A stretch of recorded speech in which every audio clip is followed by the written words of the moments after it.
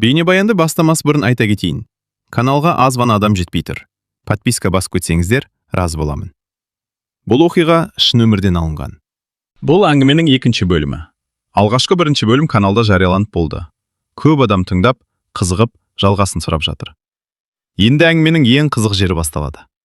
Үйленгеннен кейінгі өмір, күтпеген жаңалықтар, қиын шешімдер. Айгүл мен Ермектің тағдыры қалай жалғасады? Барлығы осы бөлімнен бастап ашыла бастайды.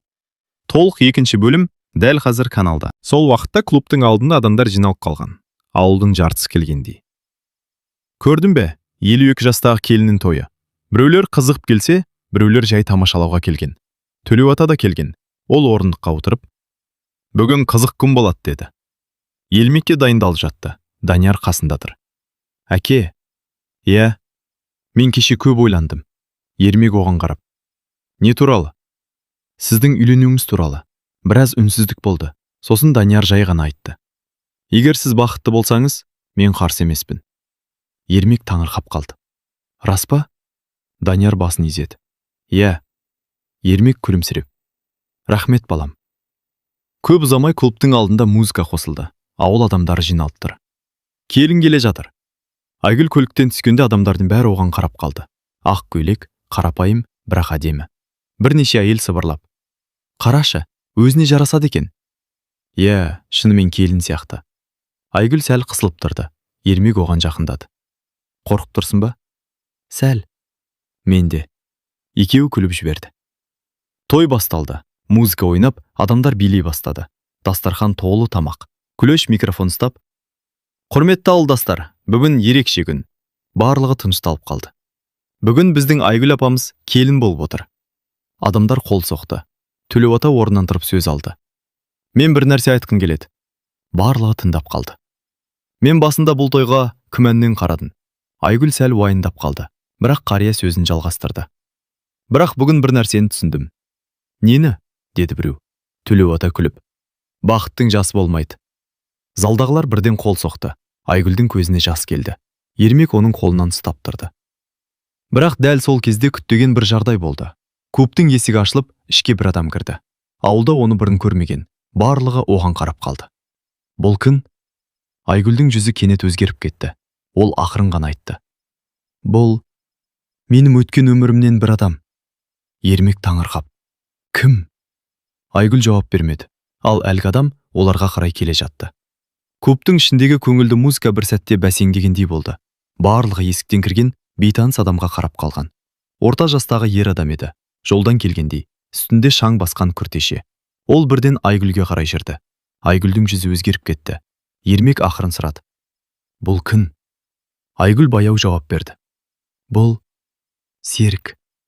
Серік? Бұрын мен тұрмысқа шығайын деп жүрген адам. Жақын тұрған адамдар да естіп қалып, сыбырласа бастады. Қарашы, бұрынғы жігіті ме? Серік Айгүлдің алдына келіп тоқтады. Айгүл, сәлем. Айгүл өзін сабырға шақырып, сәлем, Ермек жанында тұр. Сен мұнда не істеп жүрсің? Деді Айгүл. Серік күрсініп алды. Мен бұл той туралы кеше ғана естідім. Залда отырған адамдар түгел тынышталып қалған. Серік сөзін жалғастырды. Мен көп жыл бұрын кеткенде, сені осылай кездестірем деп ойламадым. Айгүлдің көзінде сәл мұң пайда болды. Ол өте баяғы әңгіме, Серік. Білемін, Ермек сабырмен қарап тұр. Бірақ мен бір нәрсе айтқым келді, деді Серік. Барлығы тыңдап тұр. Көп жыл бұрын мен қателік жасадым. Айгүл үнсіз. Мен сенің қадіріңді түсінбей кеттім. Зал іші тыныш. Серік Ермекке қарап. Бірақ бүгін түсіндім. Сен жалғыз қалмағансың. Ермек жай ғана басын изеді. Серік тағы айтты. Мен бұл жерге тойды бұзу үшін келген жоқпын. Адамдар бірден сыбырласа бастады. Онда не үшін? Серік Айгүлге қарап күлімсіреді. Сені құттықтау үшін келдім. Айгүл таңырқап қалды. Шынымен бе? Серік қолын созды. Бақытты бол. Айгүл де қолын берді. Рахмет. Сол кезде Күләш сыбырлап. Бұл кино сияқты болды ғой. Жақын тұрғандар күліп жіберді. Ермек те жымиып. Ендеше тойды жалғастырайық па? Төлеуата орнынан тұрып. Әрине. Музыка қайта қосылды. Адамдар қол соғып, көңіл күй қайта көтерілді. Күләш микрофон алып. Ал енді билейміз. Залда күлкі мен музыка қайтадан естілді. Айгүл бір сәт сыртқа шығып, таза ауа жұтып тұрды. Ермек оның қасына келді. Қалайсың? Айгүл күліп. Бүгін бір күнде бүкіл өмірім өтті сияқты. Өкінбей тұрсың ба? Айгүл басын шайқады. Жоқ.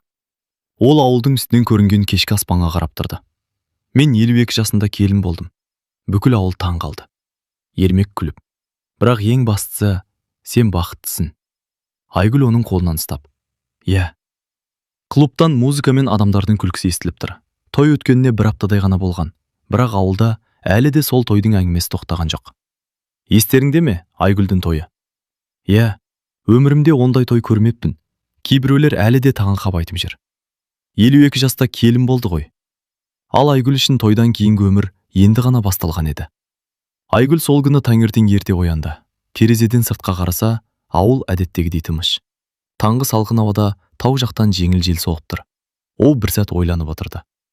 Мен шынымен осы үйдің келінімін бе? Бұл ойдың өзі оған әлі де бір түрлі көрінетін. Ас үйден дыбыс шықты.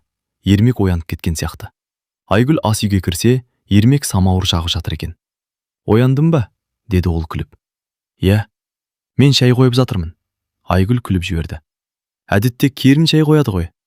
Ермек иығын көтерді. Біздің үйде ережелер басқаша. Екеуі бірге шай ішіп отырды. Көп ұзамай қақпа сықырлап ашылды. Ей, келін! Бұл Күләштен дауыс еді. Айгүл күліп жіберді. Көрдің бе? Деді Ермек. Енді бәрі сені келін деп шақырады. Күләш аулаға кіріп келді. Қалайсың, келін? Айгүл сәл ұялып. Жақсымын. Күләш күліп. Әлі үйренбеген сияқтысың. Иә, келін деген сөзді есту бір түрлі. Күләш айналаны қарап. Ермек, бүгін бақшаға көміркесу керек. Не болды? Картоп отырғызамыз. Ермек күліп. Жарайды. Күләш Айгүлге қарап. Келін, сен де үйрене бер. Ауылдың өмірі осындай. Айгүл басын изеді. Үйренемін. Түске қарай олар бақшада жұмыс істеді. Айгүл бұрын мұндай жұмысқа онша араласпайтын, бірақ бүгін ол бәріне көмектесіп жүр. Күләш қарап тұрып. Айгүл, сен жаман келін болмайсың. Неге? Жұмыстан қашпайсың. Ермек әзілдеп. Ей, сен келінді мақтап жатырсың ба? Әлде тексеріп жүрсің бе? Күләш күліп. Екеуі де. Барлығы күліп жіберді.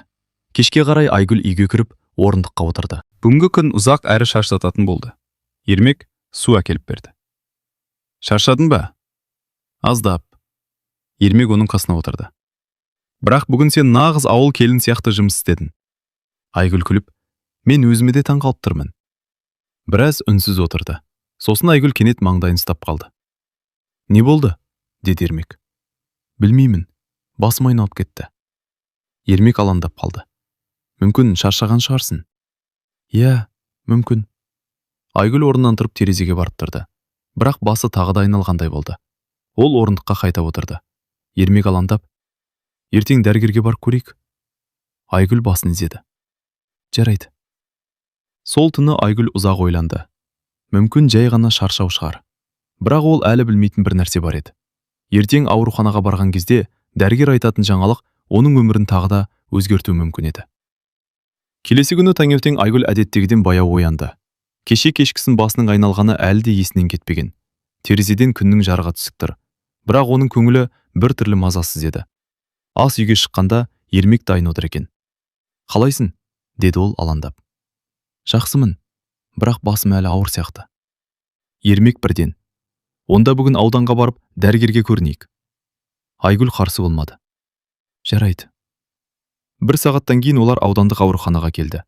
Ескі ғимарат, бірақ іші таза. Кезекте бірнеше адам отыр. Күләш те сол жерде отыр екен. Әй, келін, деді ол күліп. Не болды? Айгүл сәл ұялып. Басым айналып жүр. Күләш бірден әзілдеді. Тойдың шаршауы шығар. Ермек күліп қойды. Мүмкін. Көп ұзамай медбике есікті ашып. Айгүл Ермек қызы, кіріңіз, деді. Айгүл ішке кірді. Дәрігер орта жастағы әйел еді. Ол қағаздарды қарап отырып сұрады. Қандай шағым бар? Соңғы күндері басым айналады. Әлсіздік бар. Дәрігер бірнеше сұрақ қойды, сосын тексеріс жасады. Біраз уақыттан кейін ол ойланып қалды. Айгүл апай, бір анализ тапсырайық. Қандай? Жай тексеріс. Айгүл анализ тапсырды. Жарты сағаттан кейін дәрігер қайта шақырды. Айгүл кабинетке кіргенде дәрігердің жүзі біртүрлі екенін байқады. Айгүл апай, деді ол ақырын. Иә? Сіз бұл жаңалыққа дайынсыз ба? Білмеймін. Айгүлдің жүрегі бірден дүрсілдеп кетті. Не болды? Дәрігер қағазға қарап. Сіздің анализіңіз жүктілікке ұқсайды. Айгүл бір сәт түсінбей қалды. Не? Жүкті болуыңыз мүмкін. Айгүл көзін үлкен ашып отыр. Бірақ, мен 52 жастамын. Дәрігер басын изеді. Иә, бұл сирек жағдай, бірақ кейде болады. Айгүл ұзақ үнсіз отырды. Қателік болуы мүмкін бе? Тағы тексереміз, бірақ алғашқы нәтиже солай көрсетіп тұр. Айгүлдің ойы сан жаққа кетті. Бұл қалай мүмкін? Ауруханадан шыққанда Ермек есік алдында күтіп тұр екен. Не деді дәрігер? Айгүл бірден жауап бере алмады. Айгүл? Ол баяу отырды. Ермек, мен саған бір нәрсе айтуым керек. Ермек алаңдап. Не болды? Айгүл ақырын айтты. Дәрігер, мен жүкті болуым мүмкін деді. Ермек бір сәт қозғалыссыз тұрды. Не? Мен де сенбедім. Ермек күліп жіберді, бірақ бұл таңырқап күлген еді. Бұл мүмкін емес сияқты ғой. Айгүл иығын көтерді. Дәрігер тағы тексереміз деді. Ермек біраз ойланып тұрды. Егер рас болса ше? Айгүл үнсіз қалды. Білмеймін. Екеуі көлікке отырды. Жол бойы үнсіздік болды. Кешке үйге келгенде Айгүл терезе алдында отырды. Ермек оның қасына келді. Айгүл? Иә? Егер бұл рас болса? Айгүл оған қарады. Біз не істейміз? Айгүл ұзақ ойланып қалды. Білмеймін. Ермек баяу айтты. Бірақ бір нәрсе анық. Қандай? Бұл біздің өмірімізді тағы өзгертеді. Айгүл терең дем алды. Ал ертең дәрігердің нақты тексерісі олардың алдында үлкен шешім тұрған анық көрсететін еді. Келесі күні таңертең Айгүл ерте оянды. Түнде дұрыс ұйықтай алмады. Кеше дәрігер айтқан сөз оның ойынан кетпей қойды. Жүкті болуыңыз мүмкін. Бұл сөз оған әлі де сенгісіз еді. Ас үйге шыққанда Ермек үнсіз шай ішіп отыр екен. Оның да түнде көп ойланғаны көрініп тұр. Ұйықтай алмадың ба? Деді Ермек. Жоқ.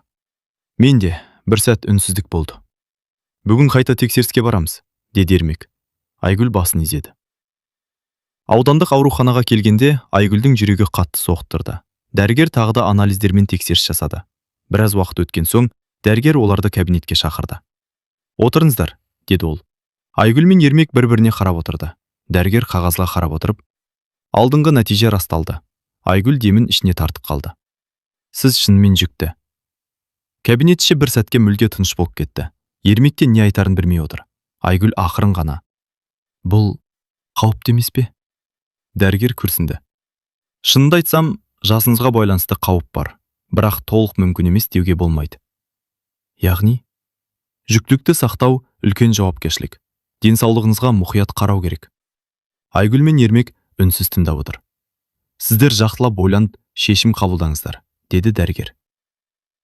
Үйге қайтып келе жатқанда көлікте ұзақ уақыт ешкім сөйлемеді. Ақыры Ермек сөз бастады. Айгүл? Иә? Сен не ойлап отырсың? Айгүл терезеден сыртқа қарап отыр. Қорқып отырмын. Мен де. Біраздан кейін Ермек тағы айтты. Бірақ бұл біздің баламыз болуы мүмкін. Айгүл оның сөзін тыңдап отырды. Біз өмір бойы мұндай мүмкіндік болмайды деп ойладық. Айгүлдің көзіне жас келді. Иә. Кешке бұл жаңалық ауылға да жетіп қалды. Күләш үйге жүгіріп келді. Айгүл? Иә? Рас па? Айгүл басын изеді. Дәрігер солай деді. Күләш орындыққа отыра кетті. Бұл деген нағыз жаңалық қой. Бірақ Салтанат басқа пікір айтты. Бірақ қауіпті ғой. Жаңыл да басын шайқады. Мұндай жаста қиын. Айгүл бәрін үнсіз тыңдап отырды. Кешке Ермектің ұлы Данияр да келді. Әке, мен бәрін естідім. Ермек басын изеді. Иә.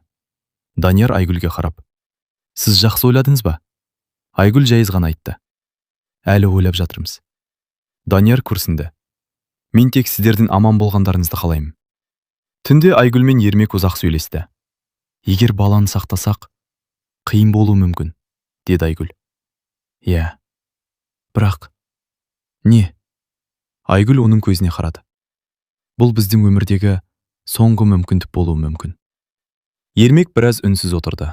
Сосын жай ғана айтты. Онда біз қорықпайық. Айгүл таңырқап қарады. Сен дайынсың ба? Егер сен дайын болсаң, Айгүлдің көзінен жас шығып кетті.